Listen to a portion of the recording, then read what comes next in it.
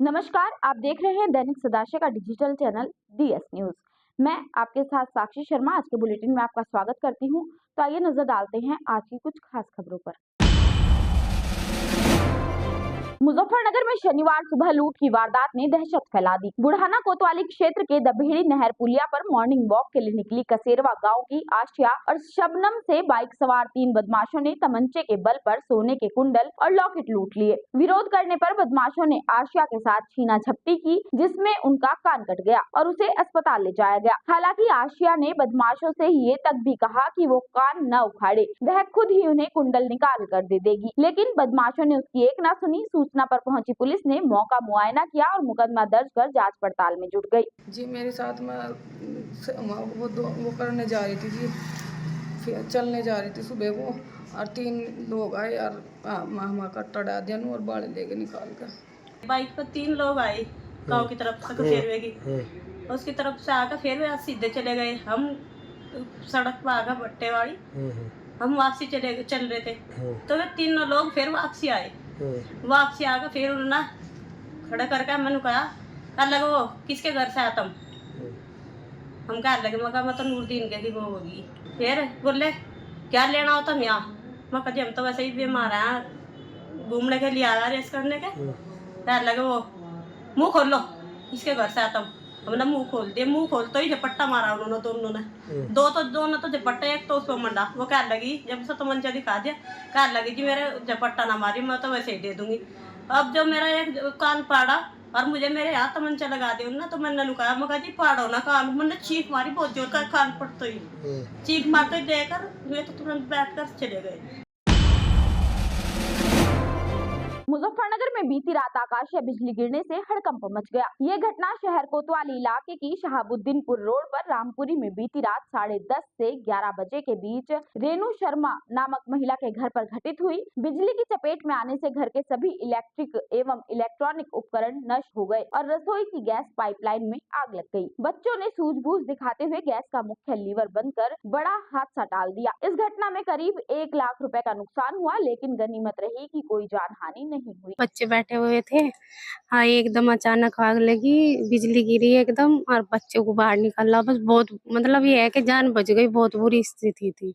घर में भैया सब लाइटें वाइटें सब खत्म है, कुछ नहीं है। इन्वेटर है वो भी सब फॉल्ट हो रहा, बहुत नुकसान हो रहा भैया। यहाँ पर काफी नुकसान है, मतलब कि भाई बच्चे बैठे थे, जैसे कड़की बिजली और बच्चे बैठे थे, उनको पे भी मतलब कि जान का होगा था, एकदम बहुत मुश्किल से बचे। और उसमें जो पाइपलाइन थी गैस में भी, उसमें भी एकदम अचानक आग लगी और बच्चों ने जाकर आकर बाहर से बंद करी। जो है पाइपलाइन जा रही है ना गैस की, इसमें लगभग होगा 50-60 हजार रुपए का नुकसान था।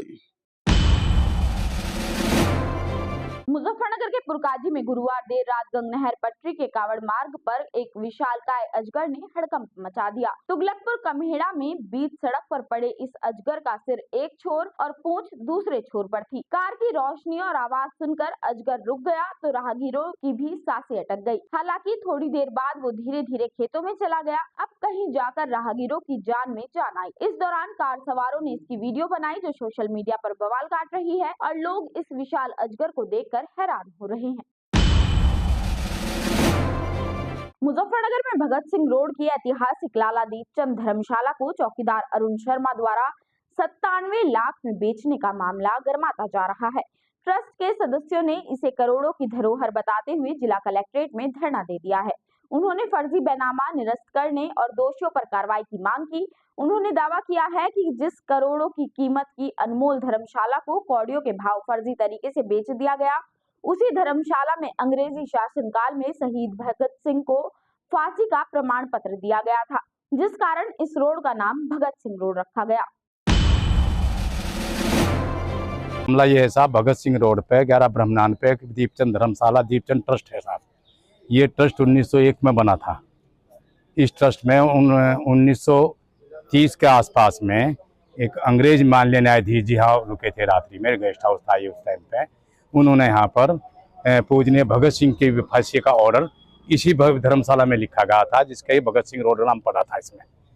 इसके बाद इसमें एक चपरासी रहता था, अब तक के 2025 तक कार्यरत थी। उस चपरासी ने कूटरचित दस्तावेज गठन करके इस धर्मशाला को अनुमानित मार्केट रेट पर 12.5 करोड़ में बेच दिया, 97 लाख रुपए को लोन रिकॉर्ड में दिखाया है।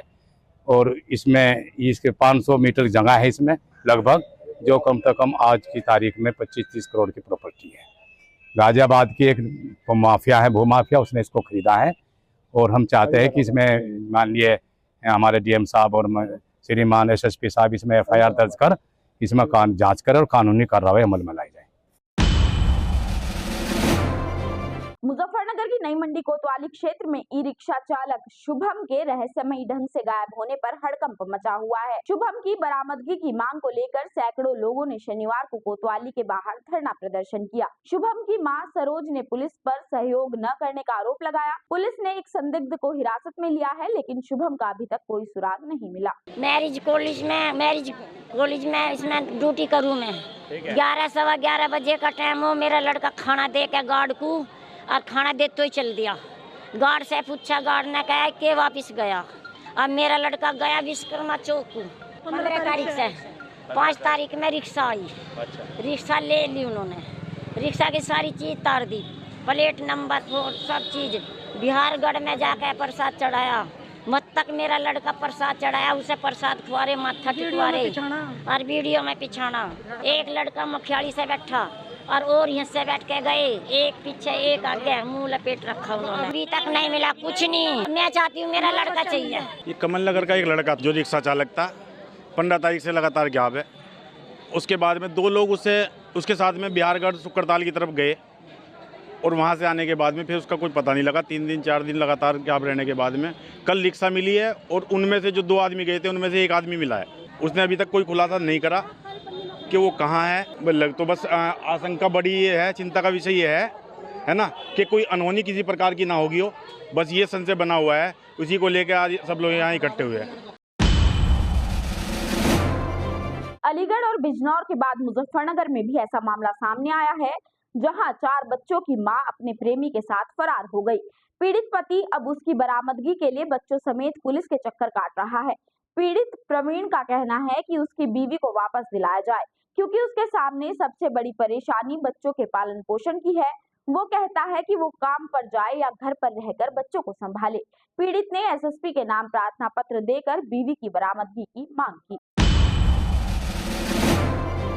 मैडम गैस 7 तारीख से गायब है, उसका अभी तक पता नहीं लगा। मेरे 4 बच्चे हैं, छोटे छोटे बच्चे हैं। मंडी थाने में कंप्लेंट दी, उसमें भी कोई सुनवाई नहीं हो रही मेरी। पुलिस कह रहे, कहने लगे देख रहे हैं, टीम बना रखी है। 12-13 दिन हो लिया आज। बच्चे मेरे वीरान है, मैं क्या करूँ इन बच्चों को? मैं इन्हें कमाऊँ के लाऊँ या इन्हें खुलाऊँ? बहन के मकान में गया, किराए पर रहते हैं। उसकी दुकान थी 12 महीने, जाओ नहीं उसमें मकान में। हमें भाई मेरे बच्चों को उन्हें बुलाओ, अगर रखेंगे तो ये भी जवाब है फ्री। मुजफ्फरनगर में नगर पालिका के बाहर चाट बाजार के दुकानदारों का धरना जारी है, जिनके ठेले 31 मार्च से बंद कर दिए गए थे। भाकियू नेता राकेश टिकैत ने धरनारत दुकानदारों का समर्थन करते हुए प्रशासन पर सवाल उठाए हैं। उन्होंने कहा कि 20-30 साल से रोजी रोटी कमा रहे दुकानदारों को उजाड़ना गलत है। टिकैत ने प्रशासन से वार्ता कर वैकल्पिक ठेके देने का अनुमति प्रदान करने की मांग की, वरना कड़ा कदम उठाने की चेतावनी दी। यहाँ पे आए हम इनके बीच में, क्योंकि हमने भी 20-30 साल से यहाँ इनको देख रहे हैं। एक बार पहले गोल मार्केट के लोग भी आए थे, वे भी वहाँ रेडी लगाते थे अपनी, उनको भी हटाने का प्रोग्राम था। ये यहाँ पे भी परिवार बहुत साल से यहाँ पे इनको देखते हैं कि यहाँ पे लगा रखी है, और ये अनयूज जगह है, कोई यूज भी नहीं इनका। कम से कम यहाँ पर अगर 20-25-30 लोग होंगे तो 40-50 परिवार तो यहाँ से पल रहे हैं। ये लोग कहाँ जाएंगे? प्रशासन इनसे बैठ के बातचीत करे। ये 500 रुपया एक दुकानदार देता था यहाँ से, मतलब 15,000 रुपये महीना। मुझे एक दुकान बता जो नगर पालिका को 15,000 रुपये महीना एक रेडी वाला देता हो। क्या कुछ और बढ़ाने का मामला है? क्या इनको और लूटने का प्रोग्राम है? मुजफ्फरनगर में विश्व हिंदू परिषद के बैनर तले हिंदूवादी कार्यकर्ताओं ने जिला कलेक्ट्रेट में पश्चिम बंगाल में हिंदुओं पर कथित अत्याचार के खिलाफ जोरदार प्रदर्शन किया। स्वामी यशवीर महाराज ने ममता बनर्जी सरकार पर हिंदुओं के कत्लेआम, बलात्कार और पलायन कराने का आरोप लगाया। प्रदर्शनकारियों ने ममता सरकार को बर्खास्त कर राष्ट्रपति शासन लागू करने की मांग की और एसडीएम अपूर्वा यादव को ज्ञापन सौंपा। इस दौरान स्वामी यशवीर महाराज ने एक विवादित बयान भी दिया। पश्चिमी बंगाल के अंदर पश्चिमी बंगाल की मुख्यमंत्री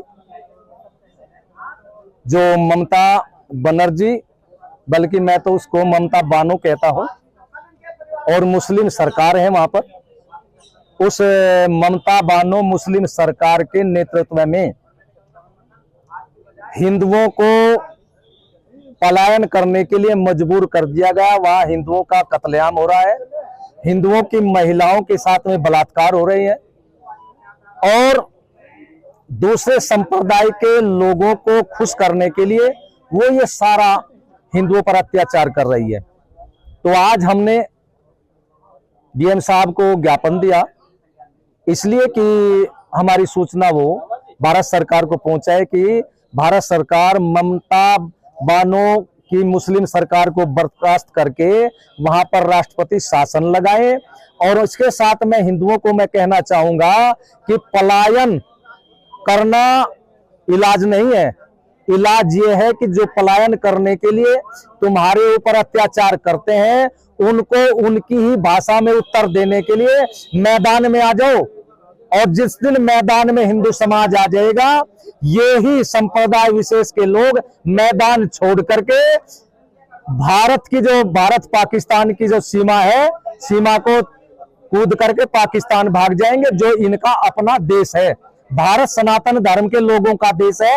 यह सन 1947 में मजहब के नाम पर, बंटवारे के नाम पर हो चुका है। मुजफ्फरनगर की खालापार थाना पुलिस ने अवैध हथियारों की तस्करी करने वाले बड़े गिरोह का भंडाफोड़ किया है। पुलिस ने बीती रात शामली रोड पर बने नए फ्लाईओवर के नीचे से 11 बदमाशों को गिरफ्तार किया है, जिनके पास से पुलिस ने 8 अवैध पिस्टल, 3 तमंचे, 6 कारतूस, 11 मोबाइल, 2 कार और 1 बाइक बरामद करने का दावा किया है। पुलिस के मुताबिक आरोपियों ने कबूल किया है कि वे हथियार बेचकर मुनाफा कमाते थे। डीआईजी सर के नेतृत्व में थाना खालापार की पुलिस ने गुड वर्क किया है। कल देर रात एक सटीक इन्फॉर्मेशन प्राप्त हुई थी कि अवैध पिस्टल और असलाहों की सप्लाई करने वाले, जिसमें कंट्री मेड तमंचे जो होते हैं, इनकी सप्लाई करने वाला एक बड़ा गिरोह जनपद मुजफ्फरनगर के बाईपास पे डील करने के लिए आ रहा है। इस सूचना के आधार पर थाना खालापार की पुलिस द्वारा घेराबंदी की गई और मौके से 11 अभियुक्तों को गिरफ्तार किया गया। इन 11 अभियुक्तों के पास से 8 कंट्री मेड पिस्टल्स और 3 तमंचे बरामद किए गए हैं और इनके जो वाहन थे उनको सीज़ किया गया है। इनको भी माल मुकदमाती के तौर पर बरामद किया गया है। इन लोगों से प्रारंभिक जो पूछताछ हुई उसमें ये पता चला है कि ये सरधना जो मेरठ का क्षेत्र है वहाँ का एक गैंग है और ये आसपास के जनपदों में अवैध पिस्टल्स और तमंचे सप्लाई करते हैं और कल ये डीलिंग के लिए जनपद मुजफ्फरनगर की सीमा में आए हुए थे, जिस सूचना के आधार पर इनको पकड़ा गया है। और इसमें जो अभियुक्त पकड़े गए हैं इनमें से कईयों पे पहले से मुकदमे हैं, कुछ अभियुक्तों में इस पर डकैती के मुकदमे हैं। इसमें 5 अभियुक्तों पर जान से मारने की नीयत से फायर करने के मुकदमे हैं और 2 अभियुक्तों पर मर्डर के भी मुकदमे हैं। ये सब शातिर बदमाश किस्म के बदमाश है और इन सभी से ये एक मेजर रिकवरी की गई है और जो मेजर रिकवरी करने वाली टीम है उसके लिए डीआईजी सर की तरफ से 15,000 रुपये के नकद इनाम की घोषणा की गई है। आज के बुलेटिन में बस इतना ही। हमसे जुड़े रहने के लिए हमारे YouTube चैनल को सब्सक्राइब करें, Facebook पेज को फॉलो करें और हाँ, अगर आपको हम तक कोई जानकारी पहुंचानी है तो स्क्रीन पर दिए गए नंबर पर संपर्क करें। तो मुझे दीजिए इजाजत। नमस्कार।